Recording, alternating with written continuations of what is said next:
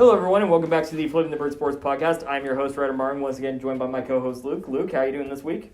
I'm doing absolutely fantastic. We got a lot of topics to talk about, and hopefully we enjoy it while we can because this is the last podcast we're doing for the semester. Last podcast semester, probably the last one for me ever, so, bittersweet day, but I'm so ready to get into this because we got a lot to talk about. Of course. So I want to start this week by talking about a regular occurrence that's kind of like the top story of the week, UTSA baseball team, because we went out and we're still just absolutely rolling right now. We had a series sweep of FIU over the weekend. 12-4 winning Game 1. Luke Malone was excellent again on the mound. Game 2, 8-1 victory, and I want to get into that one in a little more detail later. 9-8 winning Game 3, come from behind victory. And then we had revenge against Texas State, who was up to number 7 in some polls, low as 17 in others again. Baseball rankings being weird.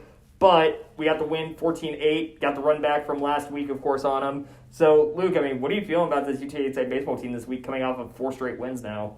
Yeah, the 4 straight wins, absolutely awesome. Now, obviously, 12-6 in Conference USA, actually second in Conference USA standings. That's awesome. So, yeah, like you said, swept FIU, which is big because they're creeping up in the polls. Outscored them 29-13, so just dominating games. Like you said, especially that second game. Notably, over the weekend, Ian Bailey got his 10th homer after the first game, leads the team, second on the team with hits, with 54 on the season. Luke Malone got 5 strikeouts in that first game, so they were just putting on a show in that series.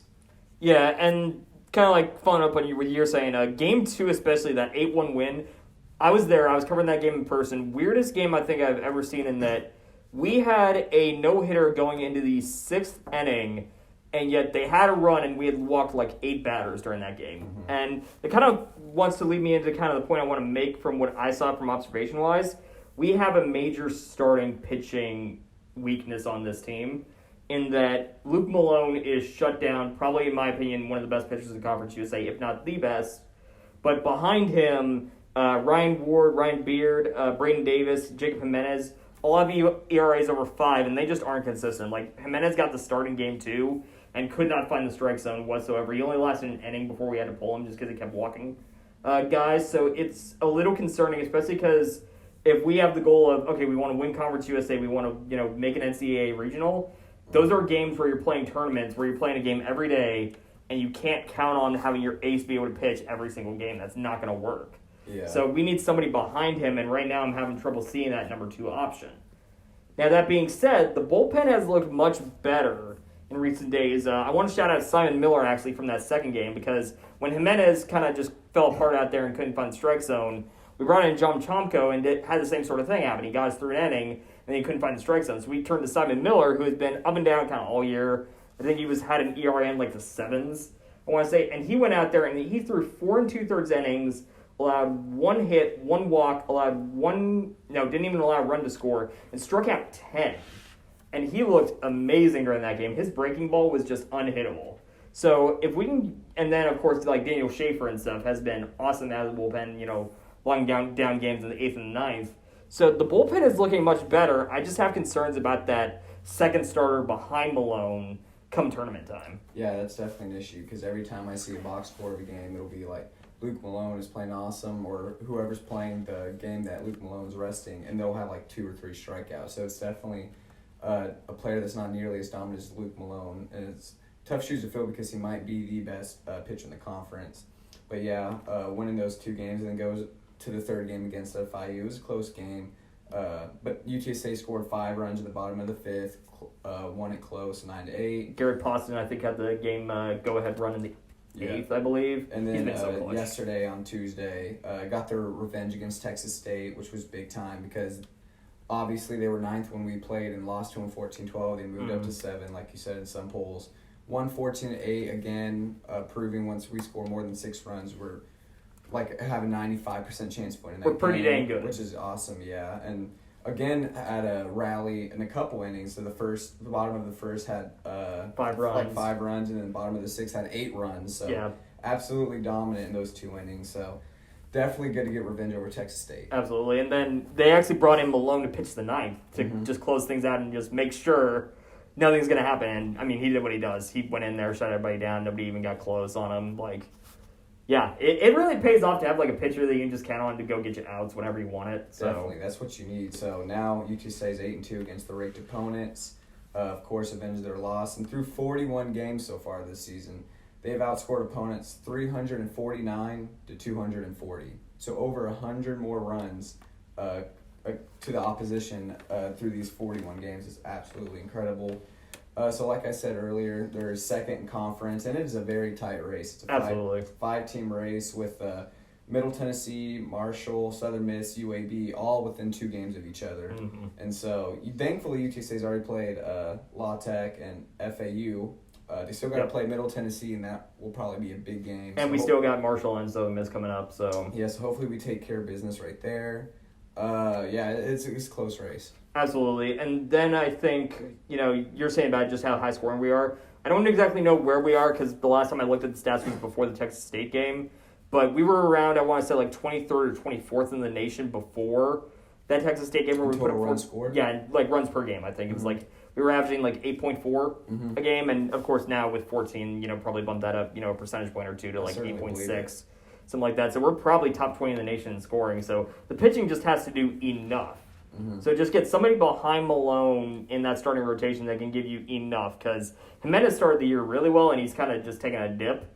And then Davis has been up and down, as you'd expect from a freshman. I'm not going to say, right out of the box, you need to be the most dominant player, on the team, whatever. But just somebody has to step up somewhere to give us just 4 or 5 consistent innings, because we can't have guys like Jimenez go out there and only last an inning. That just kills your bullpen and does not work in tournament play. And I think the rest of the season will be bright. Still got 3 to 4 weeks until conference play, and like I just hinted at, that we have a couple big series that are still ahead of us. Conference is exciting standing wise. Yeah, so I think we're already good enough to be a top team, as the record clearly shows. But when we get that pitcher down, I think it'll be a scary sight that obviously teams don't want to see. Absolutely. Still 3 to 4 weeks to figure it out, and I think we will. Definitely. All right, now, Luke, I kind of want to shift focus over to a team that we didn't talk about last week, but I kind of wanted to get to because we talked about the women last week. I want to talk about the men's basketball program, of course. A couple weeks ago we mentioned when the season ended, they had about, I think it was 6 scholarship slots they could fill. Right. Well, we've gotten 5 recruits so far, actually, this cycle. John Buggs III, Marcela Diouf, Carlton Lingard Jr., Jay Mador, and DJ Richards. So, Luke, obviously you're big on the recruiting side of things, so what can you tell us about these guys we're getting? It is a lot to unpack, and I want to start by prefacing that this is fool's gold. Do not be excited. This is straight fool's gold. Of course, sign 5 recruits. And a question I think everyone should ask themselves, like when looking at something like this, is what do we need to fix? And so watching this game, this team as closely as I have, one, we're just not aggressive at all. So we need size down low, need aggression, and we need that. Most importantly, a dominant scorer. We need a bucket getter. Yeah, we don't have one, and it's always inconsistent guys who are getting buckets. So, also, which is big news, Joel Jang, I don't know if you knew this, he's playing for the draft. Yeah. Crazy, whatever. I hope the best for him. Absolutely. He still has 2 years of eligibility, so whatever. But he's more than likely done he's at gone. UTSA. He's done. So, big loss. We already lost Jordan Ivy Curry. I thought he was our best player by far. So losing him, he was our best shooter, and he had the highest ceiling in my eyes. Nonetheless, go down the list. John Buggs III, 6'2", okay, he doesn't provide much. And also, of these 5 guys we got, 4 of them are from JUCO schools, so really not proven, even with their stats. They have an asterisk in at least my mind. So yeah, John Buggs III, 6'2", point guard, whatever. 15 points a game, 47.3% from 3. Okay, pretty good. We need 3-point shooters. Good, desperately. Good. But I personally think Eric Zumba was already a lock for what he did. So whatever, a backup point guard if you want to look at it that way. Sure. How do you pronounce it? Marcela Diouf. Okay, 5.6 points a game and 7.5 rebounds a game for a guy who is 6'10". Whatever. He played overseas. Okay, cool. Carlton Lingard, 7 feet tall, played at Kansas State. I believe this is the first 7-footer Henson's recruited here, I want to say. This is by far the guy I'm most excited to have. Obviously, will be the tallest. Hopefully, he just gets aggression, because right now, with Jacob Germany, I think he's great and talented, but I don't think he's aggressive at all, especially on the defensive side and flopping all over the place. So hopefully he provides that aggression edge. But he only averaged 1.3 points and 1.3 rebounds a game. And you're 7 feet tall. Yeah, you got to see a little more there. And that speaks to me that, okay, he's probably not aggressive because he's not getting rebounds or boards. Whatever. Go to DJ Richards, 6'5". Of course, I couldn't find any stats on him because his school was so small, they didn't really record any stats on him. Coach Henson was like, oh, this guy has a great work ethic, whatever. We'll get to Coach Henson in a second. The last player, Jay Mador, as of yesterday, signed 5'11", very small, but he did average 22.9 points per game. He's a bucket getter from all accounts. Yeah, maybe, but he shoots 30% from three, which is awful. It's not so good. I don't think so at all. I just think he had a weak conference because I looked at it, and that JUCO conference was terrible. So my thoughts is Coach Henson he's just trying to look busy. I've been calling for his job for about 4 to 5 months. This is terrible. I've said for months now that we're in the best state for recruiting, and this dude he's just trying to look busy. He's going elsewhere. I mean, we got 2-3 guys from Florida? Four guys from JUCO, this Kansas State guy who's probably by far the worst guy on the roster. I just don't like it at all. Anytime he talked about each of these 5 players, because of how weak their stats were, he was like, oh, but their characters fit our program, which is cool. Yeah, you want high character guys. You want a good absolutely. guy, but what has that gotten him? It's gotten him last or second to last place in conference for almost 6 years now. So it's just I think it's all fool's gold. I think that they only got 1 3-star player. I just think they could do way better, especially with the brand that we're getting from our football team. Yeah, I would agree with you. I think, obviously I don't want to say any of these guys are just straight garbage because I haven't seen any of them play in person. And I'm never going to write a guy off before they even get on campus to me.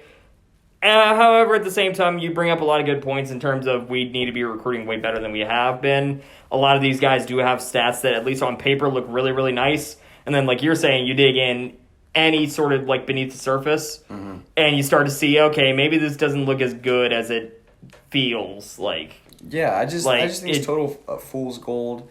I'm not writing any of these guys off because maybe they can do something. And who knows? Maybe our system that Coach Henson will be good and turn out for these guys, especially like the Carl Lingard of the world. And who knows? Maybe the 5'11" Jay Mador. Maybe he'll fit in for his size. I don't know why we have 3 point guards now on top of Eric Zumbel. I don't know where this is all going to fit in, especially because as the season went on, it looked like Eric was taking bigger roles in every game. He definitely was.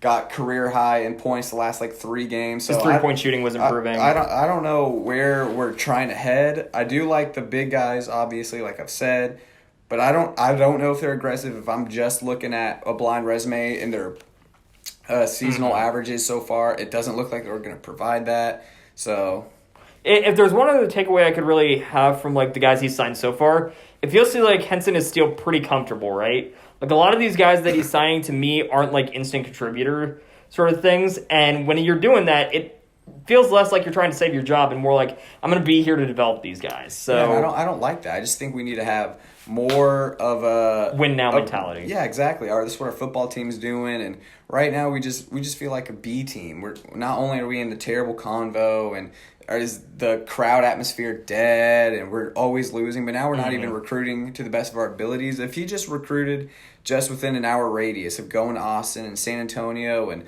maybe New Braunfels and close to Houston, I think we could definitely get an average of 3-star players. I went to high school about 2 hours from here, and there's 3-star kids all over that town. I just don't know what he's doing. It feels too complacent to me. Definitely fool's gold. I think the women are out recruiting by far. I was going to say, compared to what Henson's been doing to what Aston's been doing, it is night and day. Aston has been absolutely killing it. They've only announced really the USC transfers and the couple guys that we knew they were already getting from high school.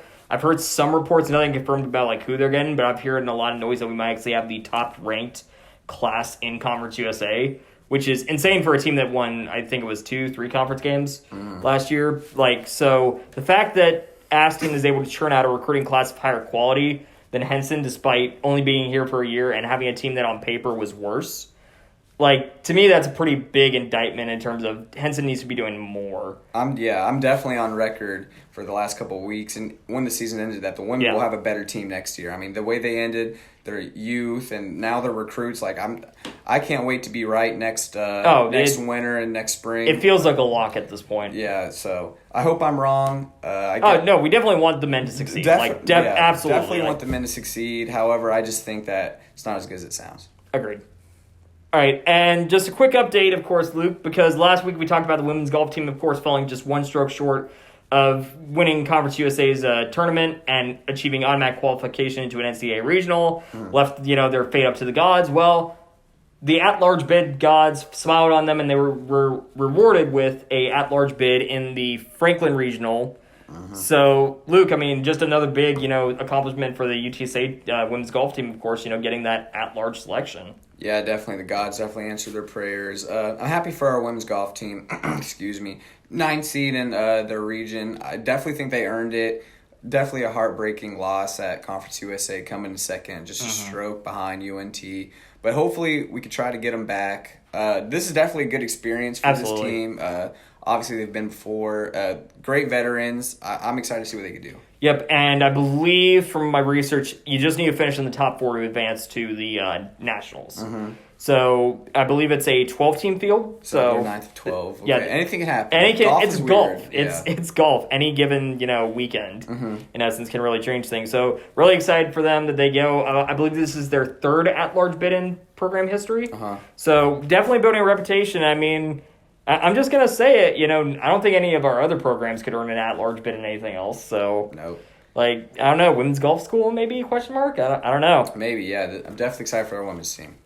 Absolutely. And then over on the men's side, they have been playing in their conference tournament for the last couple of days, and they did qualify for match play. So the way their conference tournament is structured is you have your basic stroke play tournament, which is your, 72 holes or whatever it is, 54, I think, actually.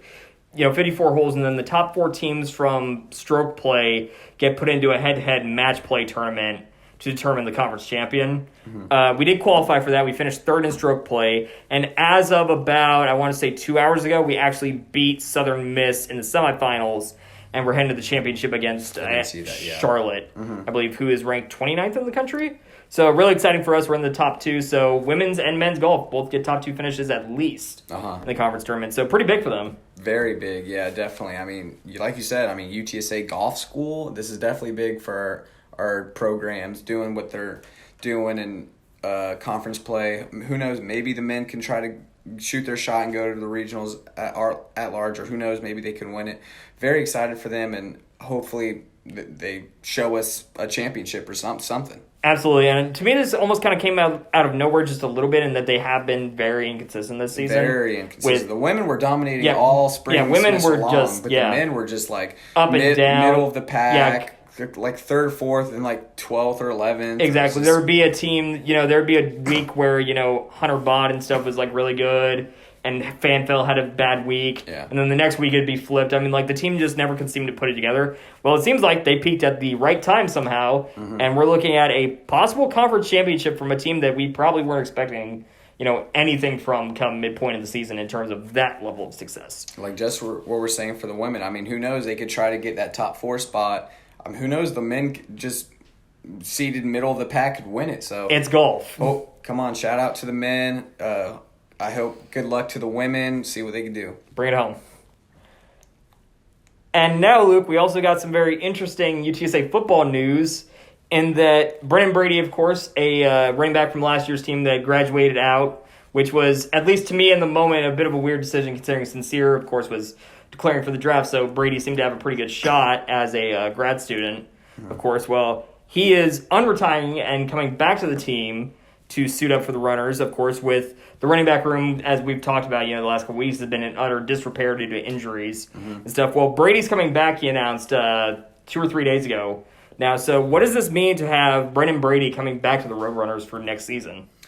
It means a couple of things. One, I just want to preference this. It's not going to change our team at all. It's not. He'll probably play because he has that experience. He's 23, 24 years old. He's got that man body. Definitely, yeah, he's definitely going to start in my eyes.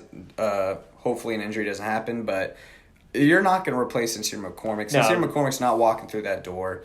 It's tough shoes to fill, so regardless of who played, I don't even think he was the best candidate. I think Cobbs was significantly better. I think that's why, because I hear the chatter. I knew Cobbs was in the lead for that role with the confidence building and player chemistry.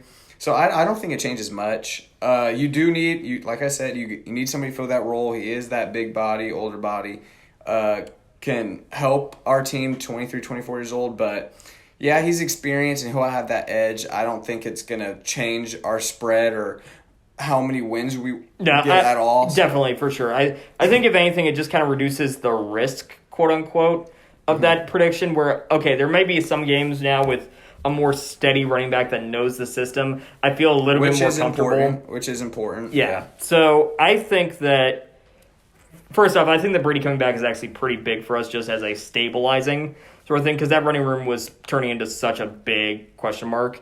So to have a steady hand back there that, obviously with Sincere, I think Sincere had 298 touches last year for like 1,400 yards. You're not going to replace that. You're not. But limited game action, Brady, who missed 4 games with an injury, I believe, 65 attempts for 308 yards as the backup. Also completed a pass. So, hey, backup quarterback in there somewhere. Obviously not, but, you're getting at least a guy that Traylor seems to trust. So I think that Brady will bring some stability there. And I could see him with a much bigger role this year because, obviously, he'll have to. He'll have to. Yeah. He'll definitely, he's that insurance now. Yeah, we know we have a running back because that needed to be filled. But, I like I said, he's not going to change life. It's definitely an answered question, but I don't think that the answer is that significant. Yeah. And then UTSA Tennis, of course, finished out their season. It went pretty much how we kind of expected it to, given the two teams' kind of recent form. Women got swept out of the first round by Rice 4-0. Wasn't really close. The men did make it to the semifinals, which I believe is a 3-round tournament, so, they won one match. They did fall to top-seeded Middle Tennessee State 4-3, really close one. So, Luke, just any final words on the tennis season of just how things kind of played out? I mean, both really not interesting at all. Women swept in the first round, like you said. Men win one series, cool. At least I do want to say they did avenge themselves because they beat ODU, which earlier about a couple weeks ago lost 4-2, and they were ranked. So, I mean, big upset, but avenge them. You do go in the second round, which is something that most our UTSA sports don't do. Is win the big out of conference or big conference games. So they did it, which is great. But, I mean, there was little to no expectations. I guess, try to do what Coach Hinston's doing and all these other coaches, recruit now for better success next season. Yeah, pretty much. That's pretty much all that needs to be said there. I think, the men getting the second round is, good because the way things were trending, it really felt like they were going to crash out first round. So we don't want all our teams to go out in the first round. Yeah, to beat a ranked Old Dominion squad and everything, that's a nice little feather in your cap to at least hang your hat on end of the season. But it's, just one game, and the season, in the grand scheme of things, didn't really amount to anything. I don't know exactly who's graduating off the top of my head, but obviously there's going to be some roster turnover on both teams. As there should, yeah. Yeah, so we'll just see how things go. Now, I don't think either coach is necessarily in danger, especially the men's team has been pretty good for a couple years. And like we said a couple podcast episodes ago, they've had a really tough schedule. Yeah, it's been a tough schedule, and they had some injuries, I think, at some points in the season of guys not being available. So just, I'm not going to say throw the season away and just, start fresh, learn from it, obviously. But, you're allowed a season that was a bit of a down year. It's college sports. It happens. Definitely a down year. Just hope for the best next season. Exactly. Now, Luke, I want to pivot away from UTSA side of things, and we want to talk some, basketball, because NBA playoffs have been in full swing now. And I want to start with the Brooklyn Nets, who got swept. Were completely dominated and taken out by the Boston Celtics in 4 games. So, Luke, what are your thoughts on, Brooklyn, who started the season as the finals favorites, crashing out so early? Yeah, them with the Lakers are now home. Neither of them, obviously the Lakers didn't even make it, but neither of them won playoff games. So the two favorites, obviously terrible upsets. However, I don't agree with the narrative at all that Nets got dominated. They were just bad. They were just a bad team. I mean, every single game ended within a couple possessions, either one or two. So I don't want to push that narrative whatsoever. I think Game 3 was like a 10-point game, but I agree with the others. Yeah, with 6 free throws in the last 30 seconds. So absolutely not true. But yeah, I mean, they just weren't a good team. Terrible at defense. Katie's playing 46, 47 minutes a game. Kyrie has no chemistry because they've played 20 games together. I mean, the writing was all over the wall. The team is just weird. They just weren't. They were a 7 seed. I don't like. Yeah, sure, they were preseason favorites. Yeah, but they weren't that team. You saw this from December. They weren't going to be that good. You just had hope that Katie will have 40, 50-point games. He was just bad. I mean, if he's just average, they win at least 2 games. If he's just average, he had more turnovers. He had a down than series. Field goal makes in the first 3 games, and then the last game shot 33% and then 39%. So from the 3 and then the field goal. So he just wasn't good. He was missing free throws. He was out of sync.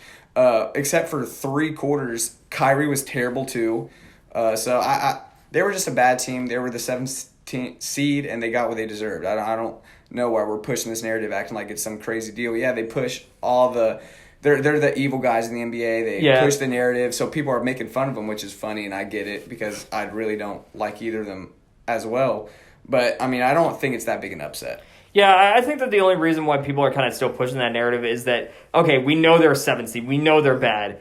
But they have Katie and Kyrie, so they have that puncher's chance, I think. So to see them both kind of absolutely fail miserably is why people still think of it as like this weird upset, because the talent was still there to pull off a, shock. And instead they just got completely swept out of the building. Yeah, they definitely did, but I would say it's... I mean, Katie, for example, I wouldn't even say it's the top 3 meltdown in the playoffs of all time. No.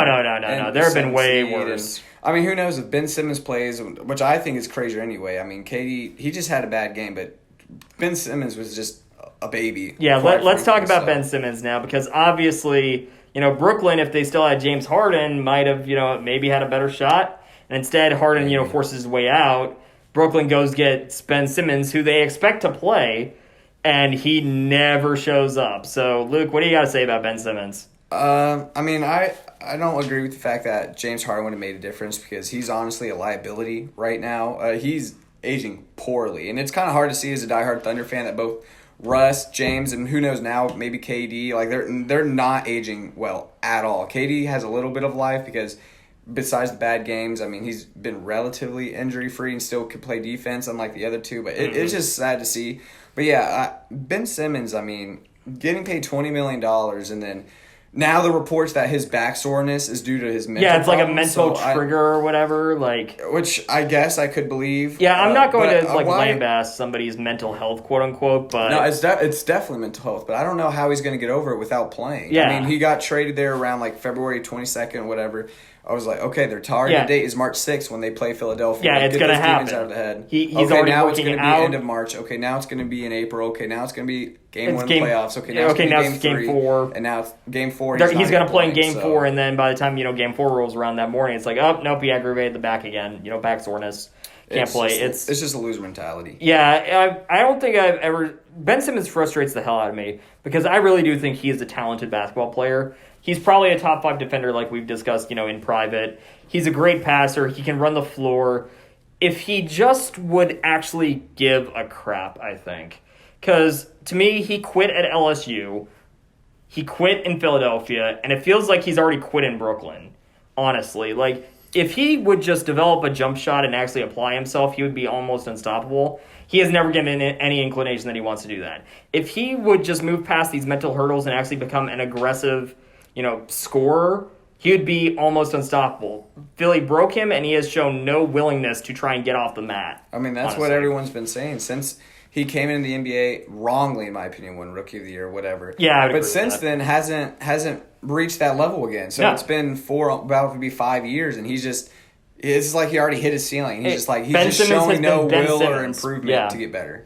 Yeah, it's just absolutely it frustrates the hell out of me, just because I know so many guys that would kill for that kind of talent, that would apply themselves so much more, and he has not applied himself at all. And frankly, I mean, I'm already seeing, reports of, the Nets and Ben Simmons camp are, meeting to discuss, the next, couple steps forward. Well, that started what happened in Philly too. That was like the first kind of rumblings of, okay, how do we approach this? So far it seems like the Nets are taking a less antagonistic approach to Ben, but I don't frankly see how this is ever going to change. I mean, is Ben, unless, like you're saying, unless he goes out there and plays, is Ben Simmons ever going to move past this mental blockade he's built up for himself? I don't know how you can. I don't think you can. You have to play. You have to get on the horse at some point. If you just keep letting, the mental side of things just dominate you, you're going to be scared of your own shadow. What I don't blame him for, like, when he was like, okay, he's coming for game 3. And then when we went down 0-3, okay, now he's not playing. I totally get that because I feel like most people would do the same. Why would you come down 0-3? Yeah, you're not going to win an 0-3 Why did he not come back 3 months earlier? Or why did he not come back in April? Why did he not come back in game 1? That should have been more important. Yeah. If he was ready to come back in game 3, he could have played game 1. It was only like 7 days prior. Like, he would have been fine. And frankly, I don't see how Brooklyn, trades for him unless there's some assurance that he's coming back to play. They need to trade everybody on that roster that's not Kevin Durant. Even Kyrie, you think just Kyrie's he's the center of that problem. Kyrie's the problem, I would agree. But so definitely got to trade him. That whole team's a mess. I mean, obviously, get rid of Blake Griffin, LaMarcus Aldridge, and everything. It's not going to fit what you guys want to do moving forward. You don't use them anyways. That's weird to me. I totally get LaMarcus Aldridge, but Blake Griffin plays well, and he plays hard. He's their hardest defender out there. I mean, Bruce Brown obviously did great, but he was hustling, and he was trying. He did great last season against Giannis, but he wasn't playing at all until Game 4 when he got 15 minutes, and he did great. So I don't see how you go with Nick Claxton over Blake Griffin on your playoff 10 rotation. Straight free throws, yeah. It was bad, whatever. GG to the Nets. Now we're going to have a great series next round with the Celtics and Bucks. Milwaukee-Boston is going to be an absolute barn burner because I think that Boston isn't playing as well as they have been all season. And Milwaukee has the complication of no Chris Middleton because of the MCL injury. This is a great time for Giannis to show he's the best player in the world. Absolutely. So, can't wait. Another coronation moment for the Greek Freak, possibly. And then, Luke, now the Memphis Grizzlies are still playing in the first round. They're in an absolute dogfight against Minnesota. Yep. Ja Morant, of course, had that big game winner in Game 5 to go along with his newly won Most Improved Player award. But, Luke, I kind of want to talk to you because Ja Morant was already kind of seen as this rising star in the NBA, and he went to another level for sure this season. Definitely. But by winning Most Improved Player over guys like Desmond Bane or DeJounte Murray, etc., does it feel like, I don't know, do you think that Ja is a worthy recipient for Most Improved Player? Do you feel like by already kind of being that rising star, do you think it should go to more of a guy that comes out of nowhere? Personally, I don't care at all. I am old enough to remember when Steph Curry won his MVP in 2015, he was second in votes in 2016 for Most Improved Player, and I think he should have won it then. I don't think it matters whether you're Kevin Durant, whether you're Jordan Poole. I don't think DeJounte Murray should even deserves to be in that conversation. Okay. That's just me. Desmond Bane, Ja jumped 8.3 points per game and took, his 3-point percentage. Yeah, at first we were saying, okay, he's going to be a bust. Then to saying, okay, will he even be close to how good Zion's ceiling will be? To now he's, of course the team went 25 without him, but dang, he's in the MVP conversation. To me, in my eyes, I think that is Most Improved Player conversation. Obviously, I get both sides, and when people say, and it's not something that we can define in words. No, but it's kind of like a feel. Like, really, he deserves it. Steph Curry in 2016 deserves it. How are you going to give it to a guy that's already a superstar? Yeah, which I totally get, and I can't define it in words, but I don't hate that he won it because he took a giant jump. It was a giant jump. I think going from star to superstar is worthy of the Most Improved Player. All right. I look at it, and I'm not going to say that he doesn't deserve it because I agree with you. There was a giant jump. Mm-hmm. Personally, for me, when I look at Most Improved Player, I'm looking for guys that are coming from basically nothing into, very big contributors on their team. So I look at Jordan Poole, I look at Desmond Bane as guys that, we weren't talking about really 2 years ago or even a year ago, and now they're integral pieces of their team. So I personally feel like they would probably be more worthy recipients from a star to a superstar jump.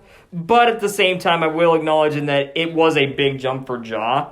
And I mean, at the very least, Ja seems to feel like Desmond Bane, deserved it because he went and gave the trophy to him after the presentation. Which is absolutely great. And I think Desmond Bane, honestly, he would be my second vote because Jordan Poole, that's a system guy. I think he's great. I think he's awesome. But He stepped up in a big way. yeah, but that's not happening without Steph and Clay there. No. When Ja took a terrible Memphis team, I mean, they were obviously... They were the number 2 pick in the draft. And now they were their second seed in the West. And, yeah, Desmond Bane's on that team. And Steven Adams. You have all these guys, Jared Jackson, like... Yeah, they helped him a lot, but I think he since he is the leader on that team, he's the engine. He gets the credit. He gets the blame when they fail. I think that I would give the award to him. So that's why I don't hate on it. I do think just like the MVP, it's kind of a narrative that every year it's just kind of different with the flow of the season. Yeah, so for sure. I definitely think that's why he would fit my description. Like Jimmy Butler in 2015 totally deserved that award because he came from nothing and he became a star. Giannis, I think, deserved it when he won it. Yeah, so, yeah, all those make sense. I think this year, Jordan Poole for me is more system. DeJounte Murray, yeah, it was great, but still they barely made the play-in. So I don't hate the Ja thing. I would have voted for him. But I don't think it's like I said, it's not a definition thing that you can't do every single year. I'd agree with that. All right, Luke, so I kind of want to wrap up this final podcast session of the semester by talking about the NFL, of course, with the NFL draft starting in, I think it's like 2 hours now. I think it's 8 p.m. Yeah, 8 p.m. Eastern. Mm-hmm. Yeah. But I want to get your last-minute kind of prediction on who that number 1 pick is going to be tonight. Of course, it's been a year where there hasn't really been a clearly defined one. Nope. Of course, I mean, I think we started last year with Spencer Rattler as the number 1 overall pick, and we see how that's gone. Everything. Yeah. I mean, he's in South Carolina now. Mm. So who's your guy now just a couple hours out? Well, I have been on the fence all season long because I think it's a pretty weak draft in terms of ceiling guys. I mean, there's a lot of good quality guys who are going to start soon and great athletes, especially in the receiver side. Everyone knows how I feel about that. All those Ohio State guys. For sure. But there's not – when you're a number 1 pick, that's a guy you say will be the best player in the draft. Certified Hall of Famer. He has to be a Hall of Famer. He cannot fail. I don't know if there's an exact guy for that, especially because the Jaguars are picking and they're totally rebuilding, got their new GM, which makes me believe that they're going to get Trayvon Walker. I don't think he's the best, and I wouldn't pick him because, one, that whole Georgia team was good, so he was not getting doubled at all. No, he was not. And in his 3 seasons, he has 8 sacks. Yeah. Aiden Hutchinson had better stats than him 14 in one sacks, season. in one season. So way better stats. Trayvon Walker wasn't getting doubled. And he was not projected to even be in the first round. No, he was until not. the combine. He had a great combine. But the Jaguars they have said they are going to the Georgia scheme. They're the 3-4 scheme, and he perfectly fits that system. It's a natural fit. So I think they will get him. I don't think he's the best. Personally, the best player in the draft is the cornerback from Cincinnati. Sauce Gardner. Absolutely. And then I'd go Garrett Wilson second. But those guys aren't going to change a franchise. No, they're not. But so I think Trayvon Walker, the DN, I think he will be the first overall pick. Yeah, I will agree with you on that. I also think it's Trayvon Walker, not just for the reasons that you also state, but also I've learned to follow the money on things. And when Vegas' line shifts within a week so wildly from Hutchinson as the clear favorite for like 2 months now to all of a sudden Walker as a big favorite on draft day, that to me tells me that there is somebody with information that we don't have that's like absolutely Trayvon Walker's the guy. Because Vegas doesn't want to lose money. It's definitely going to be Trayvon Walker. I mean, I agree with you, though. He's not the best player in this draft. Yeah. I think that Hutchinson is better than him. I would take Hutchinson.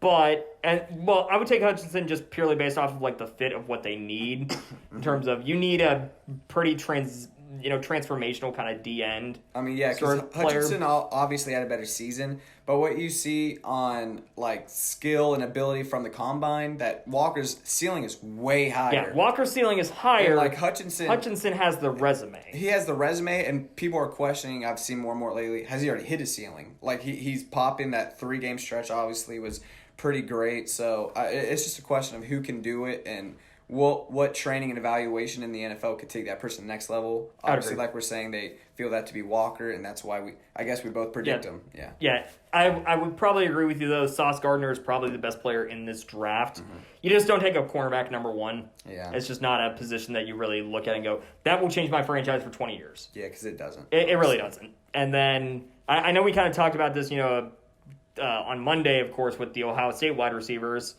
You think Wilson's going first. I think Olave's going first. You're probably right. but I'm still sticking to my guns so I can be wrong. And then I think Jameson Williams, I was seeing some mock drafts that have him going like 8, like right behind Wilson at 7. Mm-hmm. So it's going to be a very good draft for Ohio State again. Of course. I most first-round picks of all time. Yeah, and most receivers drafted since 2000. So frankly, I feel like if you're trying to be a first-round draft pick, you go to Ohio State before you go to Alabama. That's my opinion. I agree. I think you're a pro factory there, but it's going to be an interesting draft. I don't expect, obviously, because we talked about this last week, none of our UTSA guys are going in the first round. Woolen's probably going to be a round 2 guy in my estimation. Definitely going to watch tomorrow because it's round 2 and 3. I'll be on the edge of my seat waiting to watch Tariq Woolen's name called. Finally. Yeah. So it's going to be an exciting draft.